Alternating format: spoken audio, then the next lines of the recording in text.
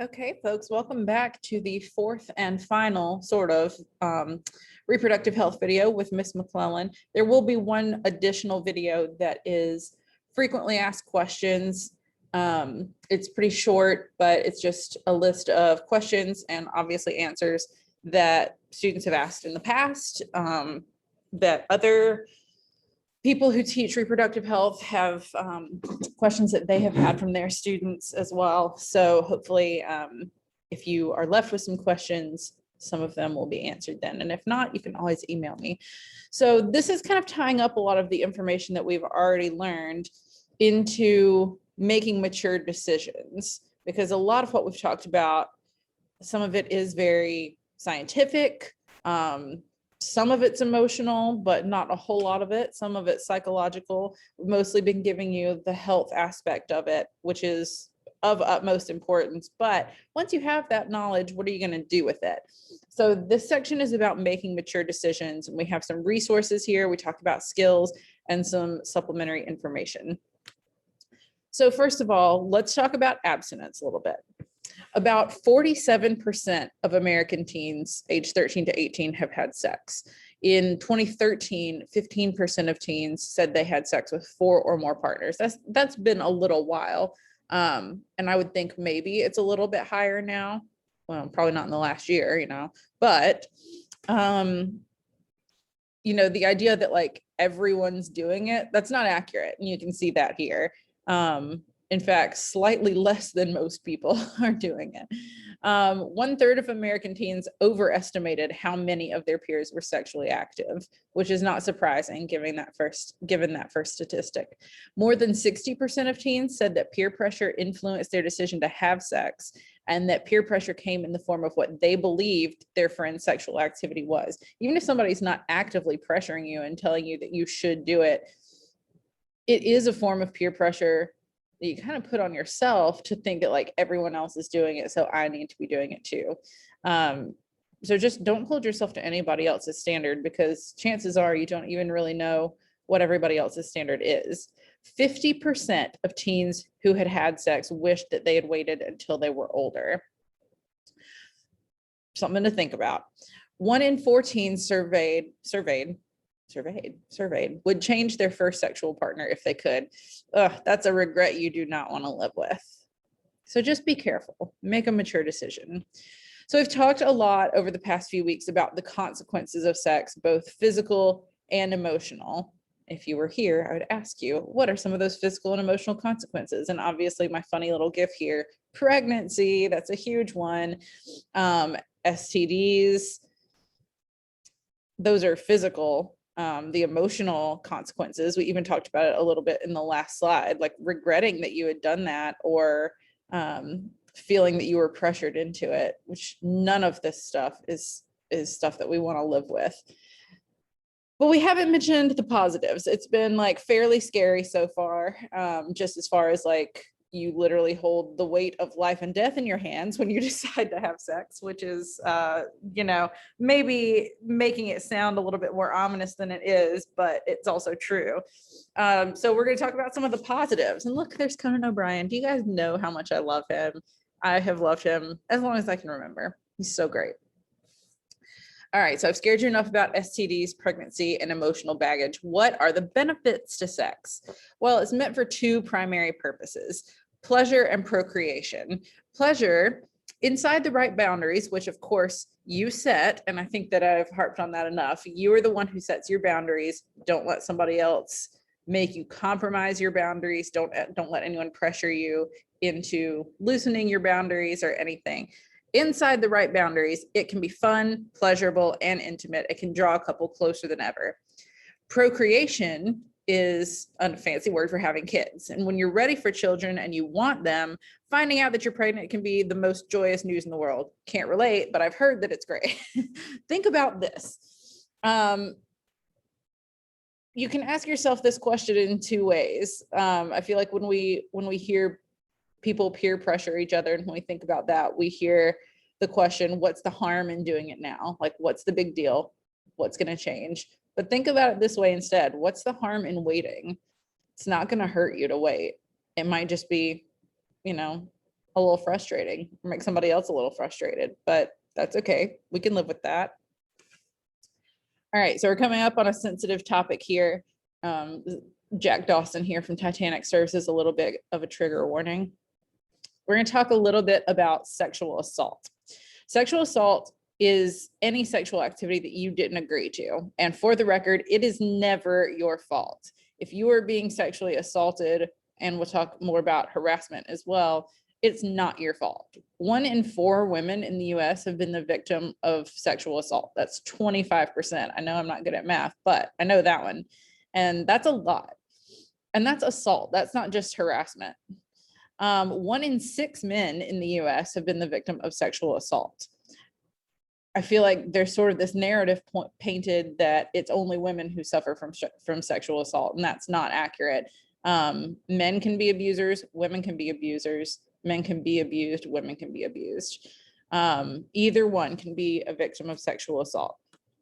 So what's the difference in sexual assault and sexual harassment? Tell me, Billy Madison. There's a big difference between flirting or just goofing around with a friend, which is mutual, and sexual harassment, which is not mutual. And I mean, from your age to my age and beyond, it's normal for people to make like crude jokes with their friends and like, you know, flirty jokes and stuff. That's fine as long as you're both on board. Sexual harassment is not mutual, and it has to do with how the victim feels. If the attention isn't wanted, then it shouldn't be happening, and it qualifies as harassment. Sexual harassment is unwanted verbal or physical sexual advances or requests for sexual favors. So verbal sexual advances can take the form of insults, suggestions, comments, or leering, basically anything that you say. Physical sexual advances include rubbing, touching, pinching, anything like that, like popping a girl's bra strap or something, you know, any kind of physical thing. Harassment at work interferes with a person's responsibilities and makes them extremely uncomfortable. And a lot of times victims of sexual harassment worry about telling others out of fear that they won't be believed or will be blamed or will lose their job. And fortunately, we've made some progress in this area in the last couple of years, which I'll mention again in a second. But this is still these are very real fears. Being afraid to speak up because you think that either people are gonna look down on you or tell you that it's your fault, or that something will happen, particularly if there's a power dynamic at play there. Like if you're at work and being sexually harassed by someone who's above you, there's obviously a fear of like losing your job or some other kind of repercussion, or just being told that you're making it up, which happens more than you think, I promise. Sexual harassment is against the law, and people don't always realize that, but it's a form of sex discrimination that violates Title VII of the Civil Rights Act of 1964. That applies to employers with 15 or more employees, including state and local governments. It also applies to employment agencies and labor organizations, as well as to the federal government. So sexual harassment at school, which might be a little bit more relevant to you, although plenty of you have jobs, so maybe. Students can be cruel and say mean things, obviously.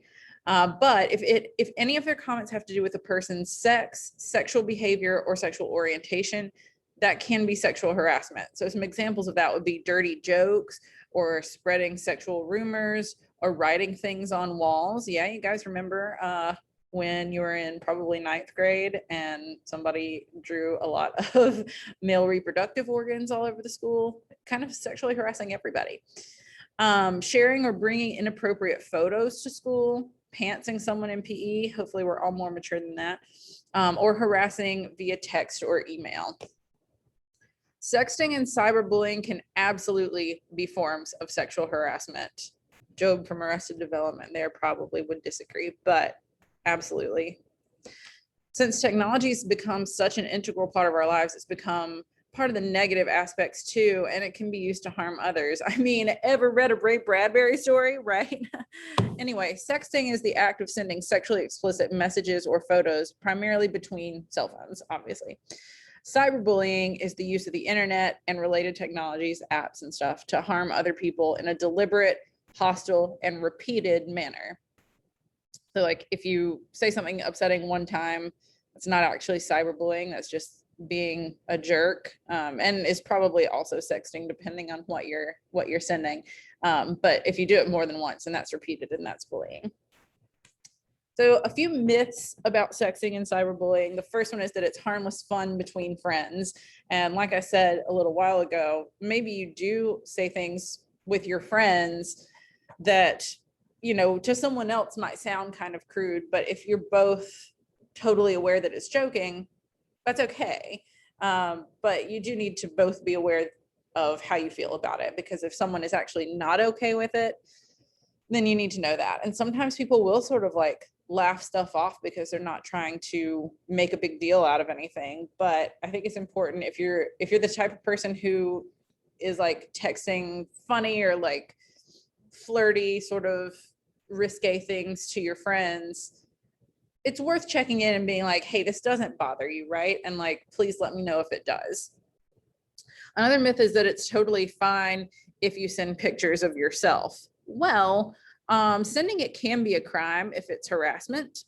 I think we've probably all heard jokes about guys sending photos of their genitals. That happens without consent from the person who's receiving it more often than you probably think. And that's not okay. If it's between two people who are like in a relationship or something, that's okay. That's not harassment. But I would also just say, be very careful about that kind of thing, just because, with the internet and with everything, there's always going to be some kind of trail. And I know that Snapchats disappear in 24 hours, but that doesn't mean nobody took a screenshot.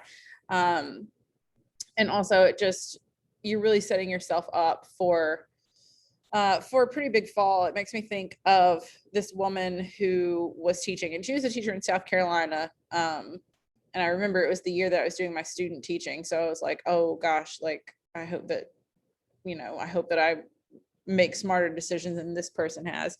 But she had photos of herself on her phone that were intended for her boyfriend. But I don't know if she didn't have a lock on her screen or something, I don't know, but the kids got into her phone and found the photos and sent them around. And I think she got fired. Even if she didn't get fired, how could she ever work there again? It's horrible to think about. And that kind of goes into the next one as well. It's okay if you're dating. It's more acceptable if you're dating, but just make sure that you're looking out for yourself and that you're sure that no one's going to send around the photos. You're sure that no one is going to be able to, it's only between you and the other person. And it's hard to trust somebody that much. It's okay if you're 16 or 18 or 21 or whatever age you think it's okay at. No, not really. And I'll talk more about that on this last one. It's just a harmless prank. Again, sometimes you think people are cool with stuff that they're really not cool with. And maybe you're not even doing it maliciously, but like I said, it depends on how the person feels. So you always want to make sure to just be extra considerate and double check and say, are you okay with this? Is that upsetting to you? Do you feel like I'm harassing you? Because God, none of us want to harass anybody, and would probably be horrified if we thought that we were. And the last myth is that you can't go to jail for it. Yeah, you can actually. It depends on the state and the situation. If the person in the photos in question is underage, it does qualify as child pornography. You can also be charged with harassment, threatening, felony, production, distribution of inappropriate photos or child pornography, and possession of those things. So it is very serious. I would encourage you to just be super careful if you're deciding to say or send something that can be interpreted as being harassment. So what should we do about sexual harassment? First thing is to see this behavior for what it is. Don't just let it slide. Use your voice to say no to this behavior. Again, a lot of times people think that other people are cool with it, and that's partly on them for not being more aware of the situation, for not asking, but also like, if we want people to understand how we feel about it, we have to tell them. So we have to be able to say no to this behavior. Anyone who sees or hears the behavior should tell the person this is wrong, even if you're not the victim. If you oversee or overhear something going on that you think is harassment, stop it and say, this is not okay. You're sexually harassing somebody. And that's totally fine to do. And again, I want to reiterate, both guys and girls can be victims of sexual harassment. It can be difficult to stand up to sexual harassment for either gender, but in different ways. For girls, I think it's hard because we're afraid that we won't be believed, or we're afraid that it will even cause it to escalate in some way. We're sort of afraid, we're more afraid for like our safety in a lot of ways, physical safety, job safety, social safety, everything. We don't want to cause a fuss. For guys, it can be tough because there's this ridiculous stigma about guys who like say no, or that don't want to engage in that kind of behavior. There's this stupid misconception that you should just be okay with it or even grateful for it. And that's not accurate. You should never be grateful for something that you didn't ask for. 100% guys can still be victims of sexual harassment. So whoever you are, don't be afraid to stick up for yourself, report unwanted behavior, or tell your peers that their behavior isn't funny, okay, or cool. So we're going to watch this quick video on with these NFL players who are talking about sexual harassment. No more boys will be boys. No more. What's the big deal? No more. It's just the way he is. No more. He just has a temper. No more, but he's such a nice guy. No more, but he has such a bright future. No more. Not my problem. No more. I'll say something next time. No more. Why didn't she tell anyone? No more. Why doesn't she just leave? No more. I'm sure they'll work it out. No more. She seems fine to me. No more. What was she wearing? No more. She was drunk. No more. He was drunk. No more. She was asking for it. No more. She never said no. No more. Not in this family. No more. Not on this team. No more. We don't talk about that. No more bystander. No more ignorance. No more excuses. No more. So I think that's a really powerful video that kind of shows, oh, sorry. I was trying to go back to my presentation here. How do I make it? All right. Well, we're going to get back to that. A lot of the things they were saying are common excuses that we hear for sexual harassment or even assault. You know, things like boys will be boys. That, I mean, I hate that saying because it lets guys get away with so many things that are not okay. What was she wearing? It shouldn't matter. It doesn't matter. She never said no. Well, that's a thing where you have to ask and be aware of nonverbal cues as well. These are all phrases that we hear and are used to excuse bad behavior, even illegal behavior, and it's not okay. Like I said, we're making a lot more progress with that these days. And one reason for that is the Me Too movement, which started in 2017 after over 50 women, both celebrities and non-celebrities, came forward to declare that producer Harvey Weinstein, who's a very powerful person in Hollywood, had sexually harassed, sexually assaulted, or even raped them. And as a result of that, he was fired from his company. He's been blacklisted in Hollywood, and he's had a lot of charges filed against him. As a result, a lot more men, both powerful men and normal common men, have had victims of their abuse come forward because they saw Harvey Weinstein be held accountable for his behavior, and it really allowed them to feel less afraid about keeping silent. Women are becoming more empowered to stand up for themselves, and men are being held accountable for their actions. Men are being let go from jobs that won't tolerate that behavior. They're being convicted of assault or harassment charges, and they're being socially ostracized for their misconduct. And all of that is really important. Like we shouldn't celebrate men who behave that way. We shouldn't employ men who behave that way. We shouldn't watch things with men who behave that way. Really like let them know in every venue of their life that their behavior is unacceptable. It's less common, but women can also be perpetrators of this kind of misconduct, and they should be held equally accountable, as should same-sex harassers. Y'all have probably seen in the last year or two, Johnny Depp has had a really difficult time with that because his ex-wife said that he had been abusive towards her. And he denied it. Everyone who knew them was like, no, that doesn't sound like them at all. And then all this stuff came out about how she was actually a serial abuser, and he was actually the victim, and she had sort of turned the whole story on its head to try to make herself seem like the victim, which is horrible in every conceivable way. But even now he's really having a hard time like keeping jobs in Hollywood because of all the allegations against him, even though they turned out to not be true. People take it less seriously when it comes from a man, and that's super unfortunate. But we all have to keep kind of fighting for victims to be heard and for perpetrators to be held accountable for their actions.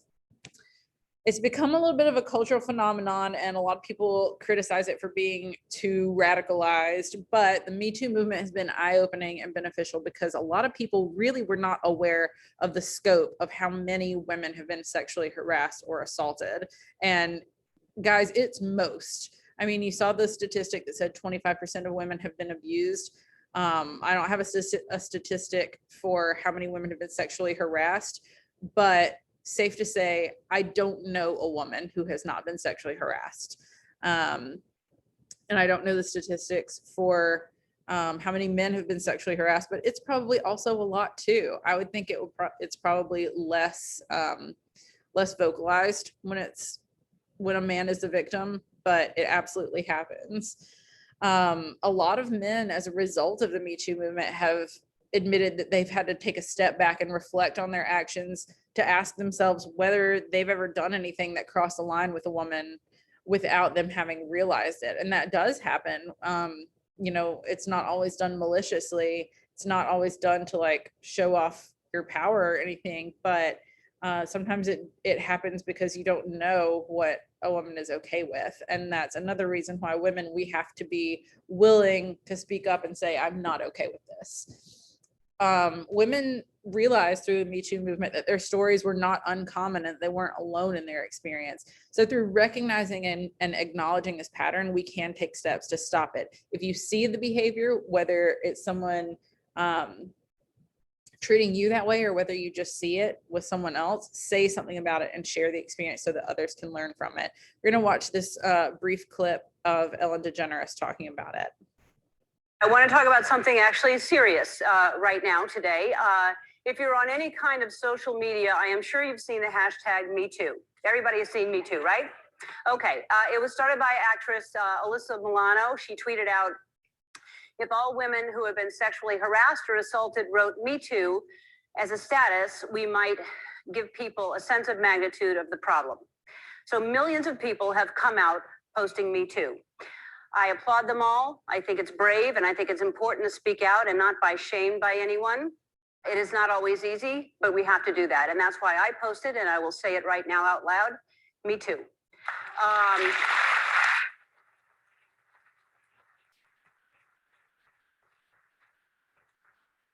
This is not a male thing or a female thing. It is not a Hollywood thing or a political thing. This is a human thing, and it happens in the workplace. It happens in families. It happens all over the world, and we are all the same. We all want the same thing. We want respect and love and kindness, and if I could have those three things in a new iPhone 10, I would be complete. All I ask for. Part of the problem is that from a young age, girls are taught to stay quiet and be nice, and that boys are stronger and somehow we are less than. That is why it is hard for us to speak out. And even when we do speak out, people don't believe us. But there is power in numbers, and Good for us. Good for everyone speaking out. I want to say thank you for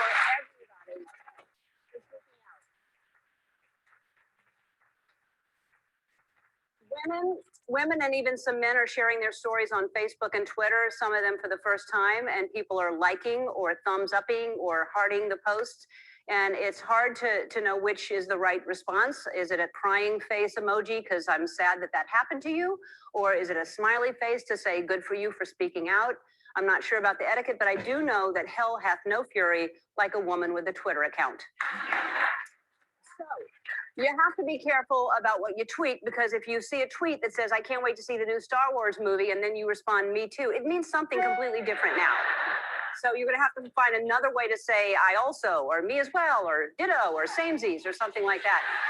And if you really do want to see the Star Wars movie and you've been sexually harassed, you can respond, me too, you know?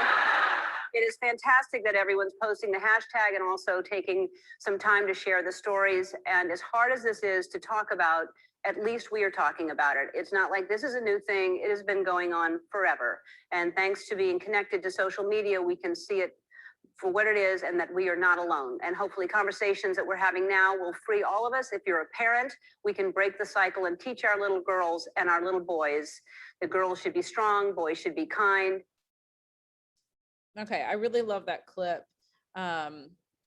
because I think it's really important. The fact that she says, the fact that she says it's not a political thing, it's not a Hollywood thing, it's not any of those things, it's a human thing. And so, you know, I think that a lot of people have sort of gotten tired of the hashtag Me Too.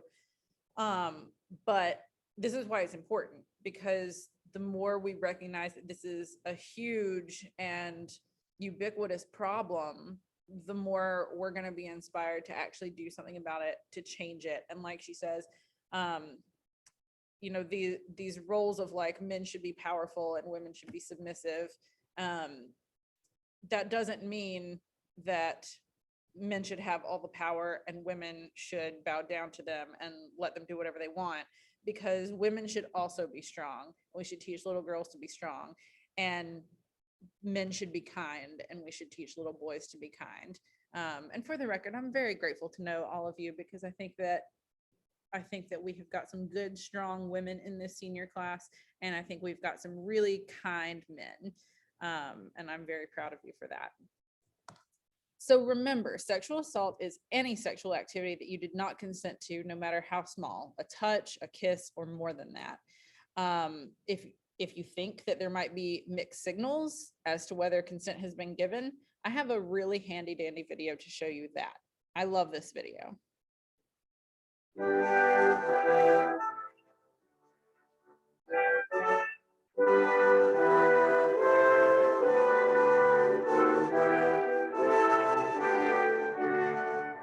If you're still struggling with consent, just imagine instead of initiating sex, you're making them a cup of tea. You say, hey, would you like a cup of tea? And they go, oh my God, I would love a cup of tea, thank you. Then you know they want a cup of tea. If you say, hey, would you like a cup of tea? And they're like, you know, I'm not really sure. Then you can make them a cup of tea, or not, but be aware that they might not drink it. And if they don't drink it, then, and this is the important bit, don't make them drink it. Just because you made it doesn't mean you're entitled to watch them drink it. And if they say, no, thank you, then don't make them tea at all. Just don't make them tea. Don't make them drink tea. Don't get annoyed at them for not wanting tea. They just don't want tea, okay? They might say, yes, please, that's kind of you. And then when the tea arrives, they actually don't want the tea at all. Sure, that's kind of annoying as you've gone to all the effort of making the tea, but they remain under no obligation to drink the tea. They did want tea, now they don't. Some people change their mind in the time it takes to boil the kettle, brew the tea, and add the milk. And it's okay for people to change their mind, and you are still not entitled to watch them drink it. And if they're unconscious, don't make them tea. Unconscious people don't want tea, and they can't answer the question, do you want tea? Because they're unconscious. Okay, maybe they were conscious when you asked them if they wanted tea, and they said yes, but in the time it took you to boil the kettle or brew the tea and add the milk, they are now unconscious. You should just put the tea down, Make sure the unconscious person is safe. And this is the important part again. Don't make them drink the tea. They said yes then, sure. But unconscious people don't want tea.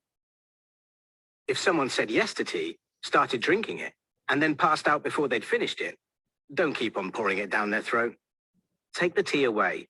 Make sure they are safe, because unconscious people don't want tea. Trust me on this.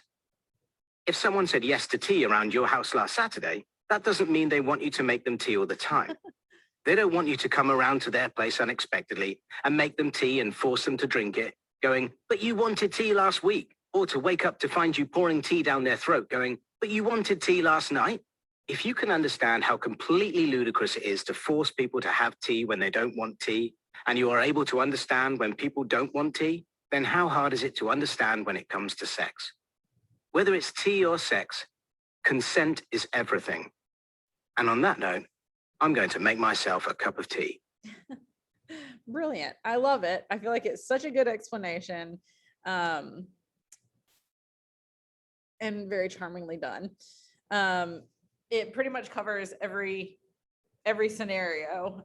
So just think about that. If you're ever in the situation where you're not sure if somebody wants to have sex or not, think about the tea thing. Oh, okay. Well, we're going to just continue here. So preventing sexual assault. The truth is you really can't prevent sexual assault because there isn't anything you do to make it happen, despite what some people may say or think. And back to the what was she wearing thing. Was she drinking? That kind of thing.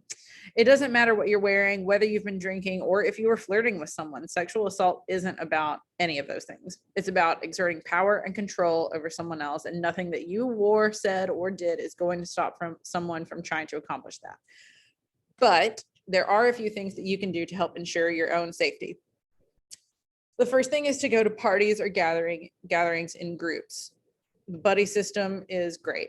Look out for your friends and ask them to look out for you, especially when alcohol is in the picture, because we know that alcohol can really bring down your inhibitions and you might do things that you wouldn't ordinarily do. Have a code word with your friends and family that they know means you're in an emergency situation and you need to get out fast. It can be any word. Just pick one and be like, this is the thing. And like, if I text you this, come get me or call me and say I have to leave or something. Download an app on your phone so that you can share your location with your friends, or download something like Be Safe, Circle of Six, or Companion. The sharing your location with someone on the iPhone is really super handy. I've used that. In fact, it makes me think of a couple of years ago, I went out on a date with this guy and I didn't know where we were going. He was taking me to meet It's 10 o'clock. Thank you, to meet his horse. And I didn't realize that the horse was like 45 minutes away. And so I shared my location with Miss Cathan, and she would text me every once in a while to be like, I see that you're very far away. Are you okay? You haven't been murdered or anything. So it's really handy. Avoid alcohol and other drugs for the reasons that we've already said. Avoid punch bowls and other situations where drinks could be easily spiked. Always keep an eye on your drinks. Trust your instincts and be aware of your surroundings. If something feels off, it probably is. Another type of sexual assault is rape. And rape is the violent or forceful act of sexual penetration that can be of sex organs, mouth, or anus. The bottom line to determine whether it was rape is, did the victim give consent? And for further clarification on that, watch the T video again. In South Carolina, the legal age of consent is 16. However, individuals 14 years of age and over can consent to have sex with individuals 18 years and under, which seems weird to me. It seems a little bit, 14 seems young. Nobody's making good decisions at 14. So let's talk a little bit about abusive relationships. Abuse sneaks up on people and you may not recognize it at first. Oh my God, I'm so sorry for the bells. Emotional abuse includes put downs and name calling, saying that you're not good enough, saying that no one will ever love you, threatening you, intimidating you, making you feel scared, humiliating or embarrassing you, controlling what you wear, controlling what you do or who you're with, keeping you away from friends or family, guilt trips, jealousy. And then physical abuse can involve all of these things, which you probably are a little bit more clear cut than the emotional abuse: hitting and slapping, choking, burning, holding you down, but also following or stalking. That is physical abuse, actually.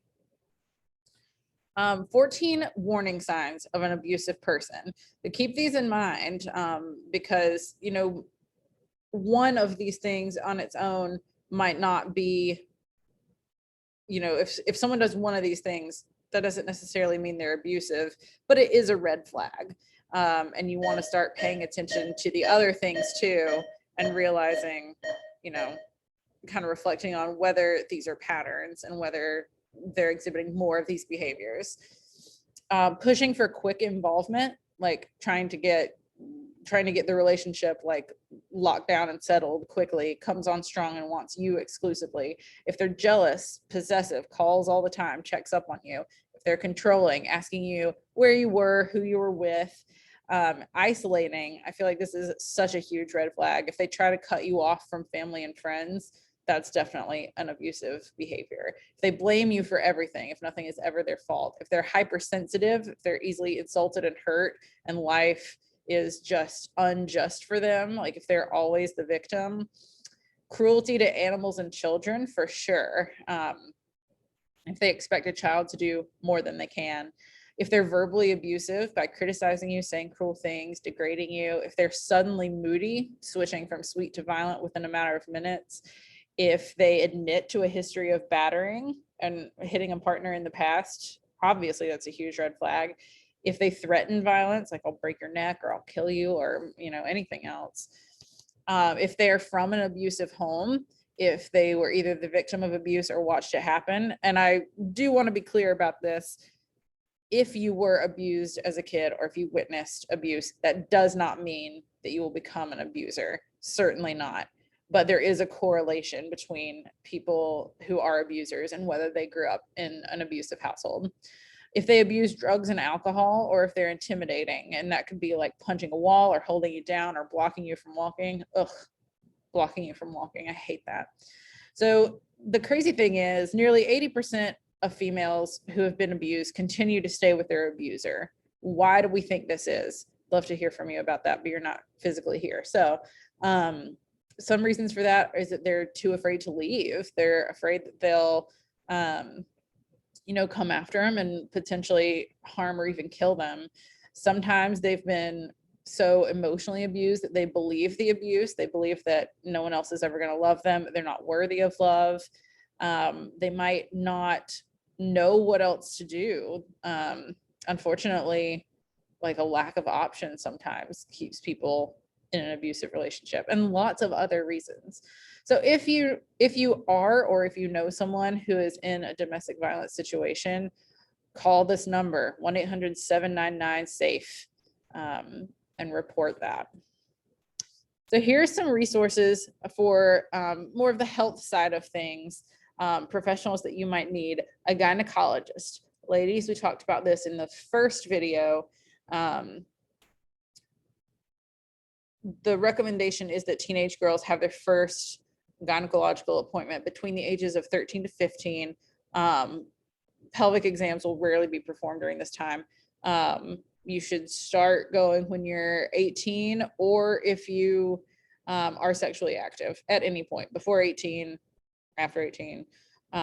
If you are sexually active, or if you're having problems with your period, you should definitely see a gynecologist. Both MUSC and Roper St. Francis have several gynecologists on staff, and there are also gynecologists with private practices. If anyone needs a recommendation, I love mine, so I'm happy to recommend. Urologists. Men don't usually need to see a urologist regularly until later in life, like after you're about 40, but you should see one if you're concerned about testicular pain or sexual irregularities. Besides that, health maintenance can be performed by a primary care physician, or for the record, if there's anything weird going on with like urinating or anything like that. And the reason I say that is because if it weren't for a urologist, Mr. B would never have known that he had cancer. He had one tiny symptom, which is not one of the ones listed here, but knew that it wasn't normal. And he went to a urologist and got it checked out. And, you guys all know the rest of that story. A health department. Most cities and counties have free or inexpensive health departments that provide basic health needs such as vaccinations, STDs, STD screenings, pregnancy tests, and basic care. And, you know, are great for that kind of thing. I think I got my vaccinations when I was a kid at the health department, if I remember right. Planned Parenthood is another one. And some people have really strong feelings about Planned Parenthood, and I'll explain that more in just a sec. But they are the largest provider of sex education in the nation. So way to go to them for that. They provide birth control, pregnancy testing and services, STD tests and treatment, women's health services, men's health services, general health care, abortion services, information, hormone therapy, pregnancy services, and more. You don't have to be pregnant to go to a Planned Parenthood. They perform all that stuff. And they're very inexpensive. They take people without insurance, which is one reason they're so kind of praised in America.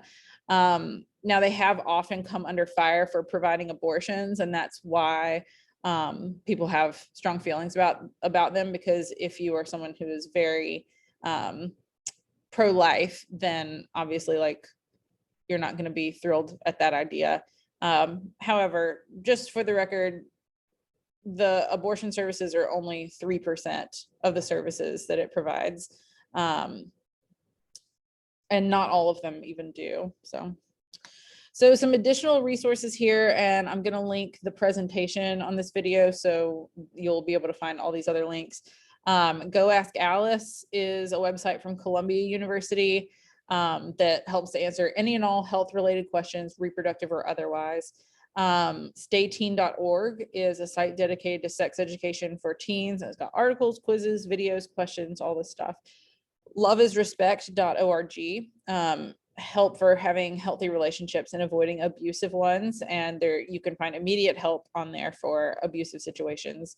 Get Tested is a website where you can find nearby affordable discrete STD testing facilities. But again, Planned Parenthood or health department are both easy choices for that. RAIN is a sexual assault awareness and prevention website. And then there's also the link to Planned Parenthood. Am I done? Guys, that's it. So I hope that these videos have been really helpful to you guys if you have watched them. And if you haven't, you won't hear me saying this, so I don't know why that was necessary.